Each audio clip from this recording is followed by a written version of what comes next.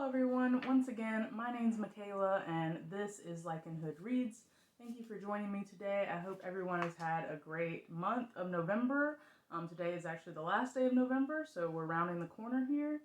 I hope everyone had happy holidays if they celebrated, and I am going to jump into a 2022 anticipated reads video. And these are books. I made a list. It has about 16 or 17 books on it, I believe.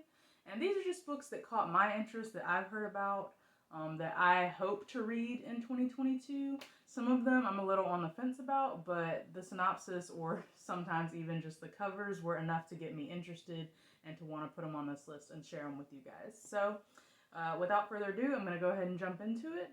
The very first one I'd like to talk about today is going to be Delilah Green Doesn't Care by Ashley Herring Blake. And I have a picture over here.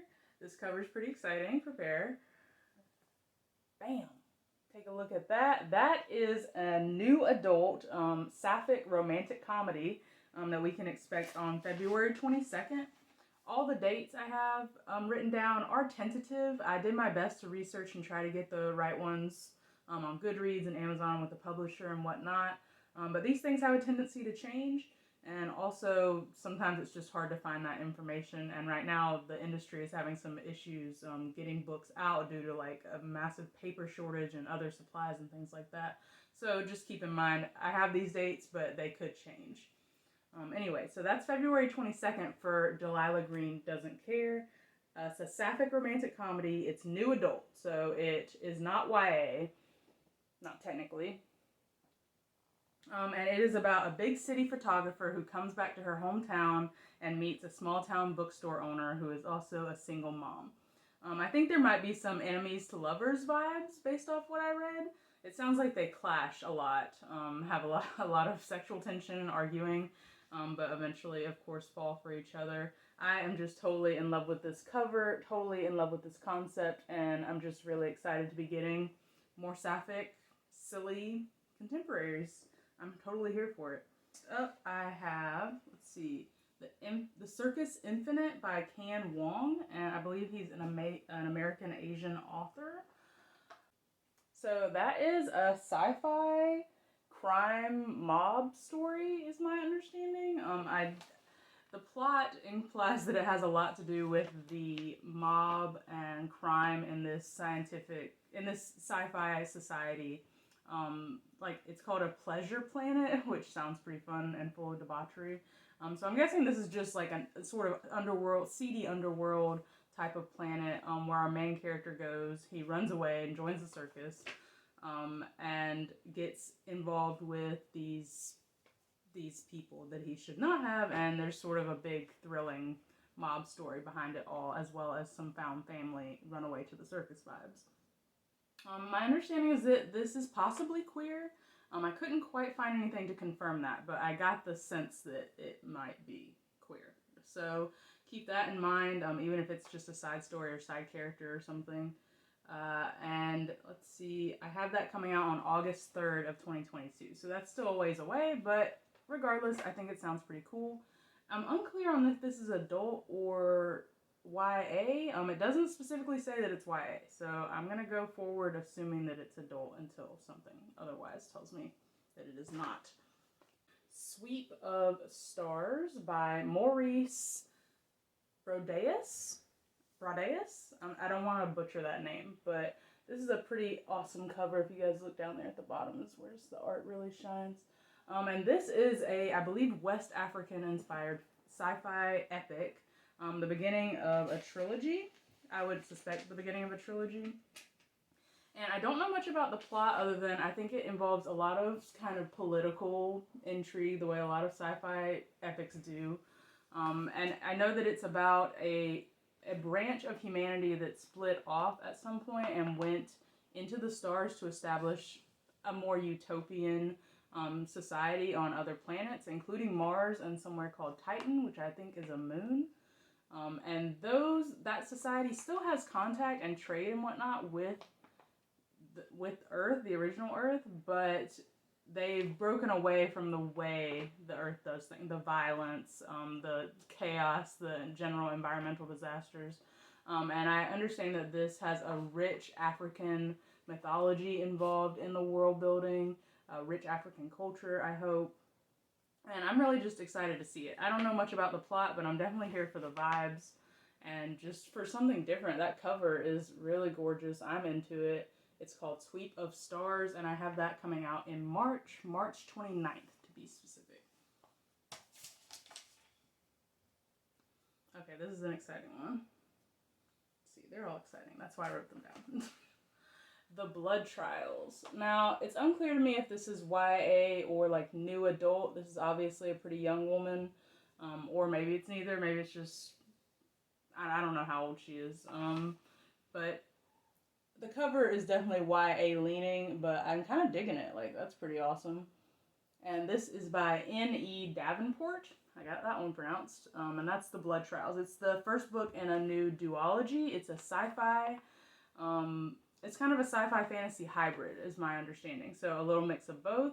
That cover is definitely screaming sci-fi, but her outfit is screaming fantasy. I'm here for it either way. I feel like there are a lot of hybrids coming out lately, and they haven't really disappointed. Let's meld. Let's merge, you know? Let's make something new.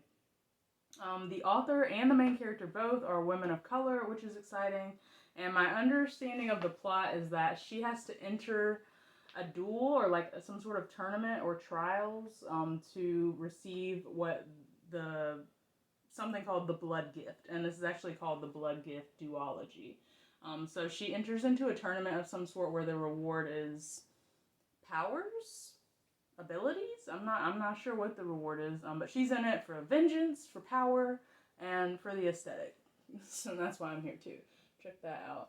And that is The Blood Trials. Again, I have it coming out on April 5th. So that's something to look forward to, not too far off. Okay, next, I don't know a whole lot about this book. I was very hesitant to put it on the list. And I'm going to be honest, I put it on here because of the cover. I'm weak. I fall for covers. I do. Sometimes it just cannot be helped. So this is the Starless Crown. And this is the cover that I fell for. Totally all over it. That's by James Rollins. And I'm not familiar with James Rollins as an author. It says he's a New York Times bestselling author. I don't know him. But this cover is amazing. And I'm totally into it. The plot sounds pretty cool too. Apparently a girl with some sort of prophetic abilities, powers, is sentenced to death or is going to be a sacrifice because of her powers to prevent the prophecy that she foretold? I'm not sure. She's being sacrificed. And then she has to team up with 3 other guys, a prince, a warrior. It's one of those team up things where they all, have different skills and different issues, and they reluctantly team up together to deal with their collective problem. I don't know more about it than that, other than that it's like a sci-fi thriller. And I think that's what James Rollins is known for, is thrillers or sci-fi thrillers specifically. But that's the vibe we're going for here, is a gang of outcasts, some sort of sci-fi fantasy thriller. This cover is the bomb diggity, and it comes out on January 4th. So I'm not sure how much of a hurry I'm going to be in to read this. It was definitely a cover that caught my attention. And then the synopsis sounds fairly interesting, though. I don't know if it has any queer elements at all, which is my cup of tea. So we'll have to see if I get into this one or not. It probably just depends on if I have the time or the money, as most things do. Next one I'm looking at is called The First Binding, and that is by R.R. Verdiri. I hope I'm saying that right. R.R. Verdiri. And I love that cover. The cover art is just gorgeous. It's a fantasy, and I can't tell if it's indigenous inspired, like Native American inspired or not. It's hard for me to get a read on the vibe. But that's definitely a person of color. I believe it's the main character. The plot is a little vague in the synopsis. I know it's about a storyteller and a singer who go on the run trying to escape some dark secrets and consequences from their past. And it has this really great quote from the book that says, "This is the story of how I let loose the first evil." So this is one of those telling your life story type of books, type of narratives. I'm not sure if it's going to start all the way back at the beginning, like in childhood or whatnot, but we're going to be learning a lot about this character. They're a storyteller, they're a singer, bard type character, so they're going to have a lot to say. But I'm here for the vibes. I'm here for this cover. I'm here. I want to know about the first evil and what they did to let it loose. That is coming out on August 16th. It's a new fantasy. I don't know if it'll be a series or not, but it says every great story starts with a lie, and I would like to know more about that personally. Okay, next book we have is the start of a duology, a new duology. I can't tell if it's YA or not. I fear that it might be YA, but it is Indian inspired, so that might make up for it. I can be tempted over to YA if it's for something unique and new, and it's called The Ivory Key. That's by Ashkana Raman. I hope I'm saying that right. I'm probably not. Ashkana Raman, and that's The Ivory Key. So what I know about this one is that it's an Indian-inspired fantasy, and it's about 4 estranged royal siblings coming together to restore the magic that is fading from their world and their kingdom in order to save everybody, as usual. So that's what I know about it. Indian-inspired, 4 siblings. I love sibling stories, if you don't know that about me. The Emperor's Blades by Brian Staveley is something I read in 2021. It's a trilogy that is about 3 siblings, 3 royal siblings, and I absolutely adore it. It's one of my favorite reads of 2021, and so I'm here for the royal siblings having to squabble and get it together to rule the kingdom. So that might be what we were looking at in The Ivory Key. Okay, this next one I'm on the fence about. It is a YA sapphic adventure romance, and it's called The Bone Spindle. Let me get this cover right here. I'm not crazy about this cover, you guys, and I have 2 covers to show you. This first one is a no-go for me. I'm not here for it. It's by Leslie Bender. The Bone Spindle. Look at that. Like, there's nothing wrong with the art. I'm here for the art. It just looks so cheesy, you guys. It's so cheesy. I'm not here for it. But wait. There's more. Listen to the description. So, it is Sleeping Beauty meets Indiana Jones. So, it's sold as a Sleeping Beauty retelling meets Indiana Jones somehow. I don't know how the Indiana Jones aspect comes into it. Here's the other cover, and this one's definitely better. This one's better than that first one. This cover is definitely better than the first one, but it's still just sort of typical run-of-the-mill, like 5 years ago YA retelling cover, right? Nothing special about that. So I'm not crazy about these covers. They're not winning me over. But Sleeping Beauty meets Indiana Jones somehow, and it's sapphic. Sapphic Indiana Jones in the same sentence? Are you, like, how am I supposed to ignore that no matter how bad the cover is? Sapphic Indiana Jones, Sleeping Beauty retelling, and that's coming out on January the 11th. That's The Bone Spindle by Leslie Bender. Miss Bender, you need to work on the covers, but Sapphic Indiana Jones has me intrigued. No doubt intrigued. This next one, the cover game is super strong with this next one. It's called Lakelore, and it's by Anna Marie Miclemore. Anna Marie Miclemore, and it's called Lakelore. One word, Lakelore. Look at this beautiful, gorgeous cover. I love it so much. I think I saw the cover before I even heard anything else about it, and I'm in love with it. So gorgeous. This is a YA portal fantasy of some kind. The 2 main characters are both non-binary. The author is also non-binary. I'm not sure.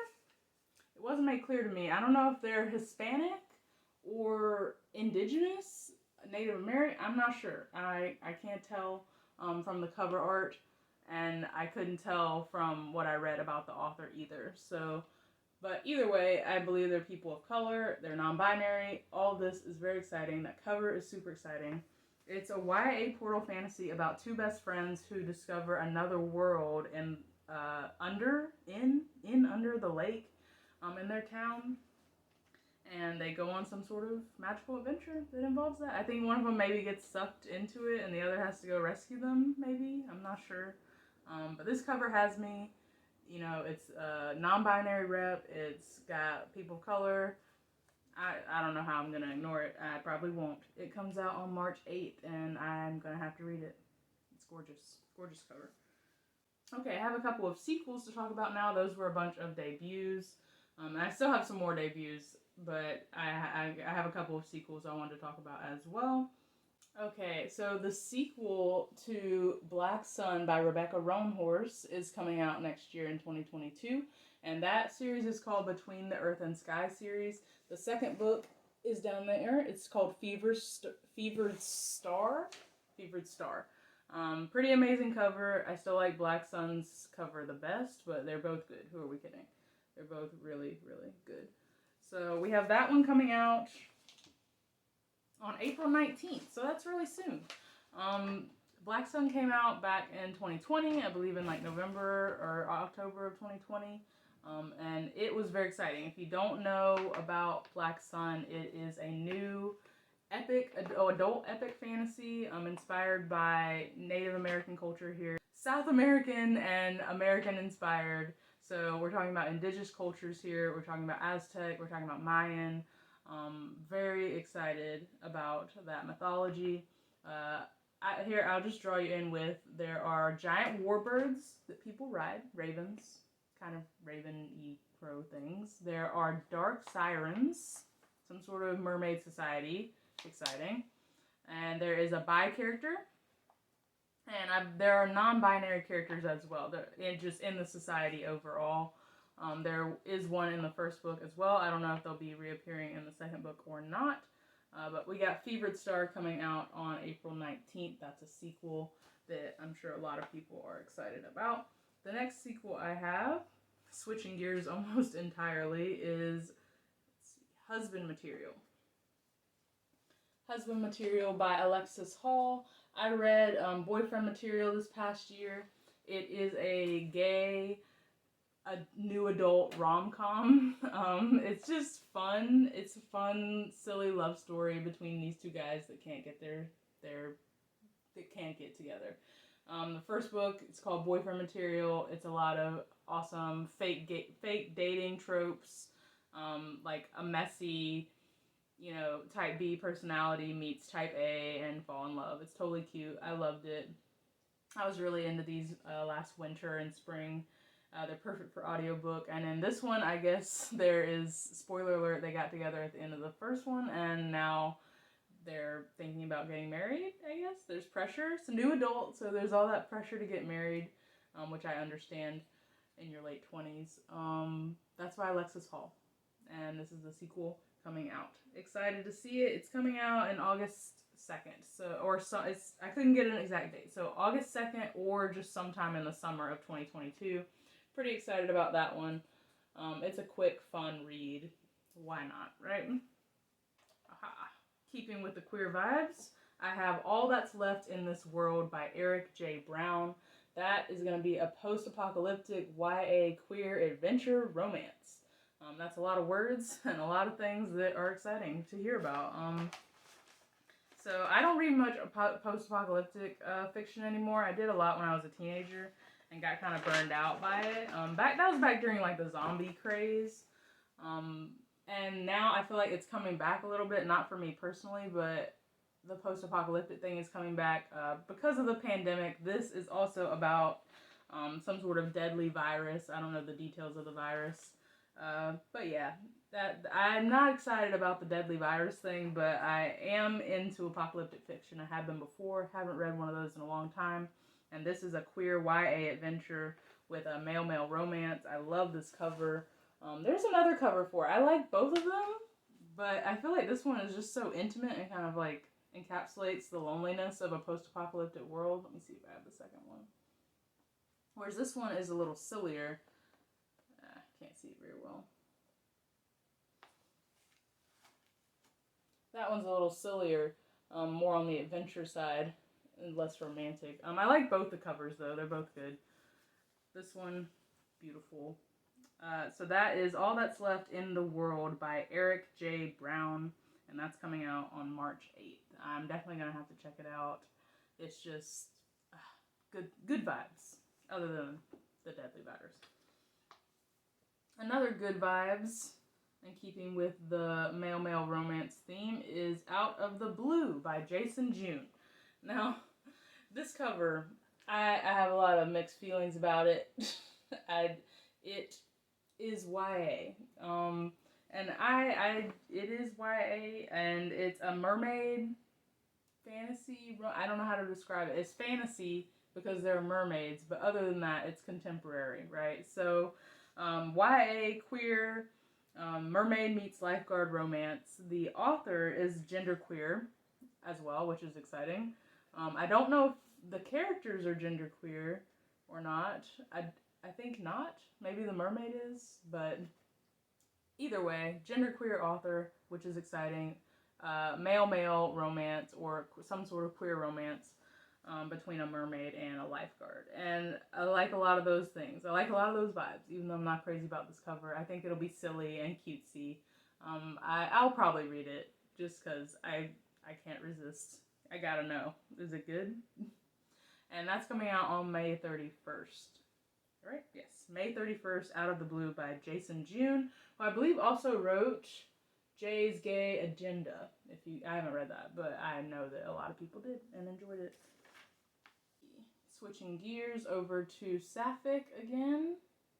Looking at Primal Animals by Lynn Rubin. Love this cover. Get a good look, good gander. Primal Animals by Lynn Rubin. Now, this is a YA new adult. It's about a girl who's about to go off to college. So, you know, that summer between graduating high school and going off to college, that's when this takes place. Hard to say if that's new adult or not. Probably going to be more YA leaning is my guess. What I know about this is that it's kind of hard to define as far as genre. It's a thriller, definitely. I think there are going to be some supernatural or fantastical elements to it, but the synopsis is very vague on that front. It might also be kind of horror, a little like a YA horror. It's unclear to me how horrific or supernatural it may be. But in that realm, and it's sapphic. So it's like summer camp gone wrong. This girl is sent off to a college prep summer camp the summer before she goes to college. And she's like a legacy at this camp. Her mom apparently went, maybe her grandma, I'm not sure. So she's a legacy. Her mom sends her, expecting her to, you know, get prepared for college. And she is among these girls and she's having a hard time fitting in, but she is falling for the girl that sleeps in the bunk above her. And then there's like a secret society at the camp, I guess, and they're doing something nefarious or strange. So that's what I got about this book. I love the cover. I love the sapphic vibes and the sapphic summer camp vibes. I probably would have come just for that, if nothing else, even if this cover sucked. But the cover does not suck. It's amazing. So that is coming out on May 24th of 2022. Alright, and we know that I am a big fan of Becky Chambers, have become a big fan of Becky Chambers in the last year. I just recently finished up A Psalm for the Wild Built in November, and the sequel to that novella is coming out in July. So in the summer, July 12th, A Prayer for the Crown Sky is coming out. It's another novella, it should be around 150, 160 pages. It's a gorgeous cover. They're both gorgeous covers. And that is book 2 in a Monk and a Robot series from Becky Chambers. And they're just gorgeous. If you don't know about them, or you don't know about A Psalm for the Wild Built, it's a novella. It's about 150 pages or so. And it's a genre called Hope Punk, which Becky Chambers seems to be writing all by herself. I'm not really sure. Both the MCs, both the main characters are non-binary. One of them is non-binary because they're a robot, and the other is non-binary just because they are. And that's coming out on July 12th. It's sort of a sci-fi, hope punk, sci-fi, utopian society. Good vibes all around for those. Now, there are 2 that I don't have dates for, so I put them at the end of the list. The first is going to be a fan favorite, and that is Nona the Ninth by Tamsin Muir. So that would be the 3rd book in the Locked Tomb trilogy. It's not a trilogy anymore. Actually, it should be 4 books. That's what they decided, I think. Nona the Ninth. So that's going to be book 3. And the first book is, of course, Gideon the Ninth, which started it all. Nona the Ninth does not have an exact release date yet, but it's supposed to come out next year. I certainly hope it does. Don't want to wait too long. I don't have a release date for it. If you don't know about Gideon the Ninth, you need to find out. It's space lesbians, sci-fi, sword-wielding space lesbians with bone magic and necromancy. It's a sci-fi epic saga. It's pretty awesome. So you can look forward to Nona the Ninth sometime next year. I don't know when. And last, I wanted to mention a new book by Martha Wells, who is the author of the Murderbot Diaries, which I read this year and loved, and a lot of people on BookTube have fallen in love with Murderbot. She's apparently starting a new fantasy series next year. I don't have an exact date of when it's coming out. I don't even have a pretty cover to show you, but it's a book or series called The Witch King by Martha Wells, coming in 2022. I don't know anything about it. It doesn't even have a synopsis.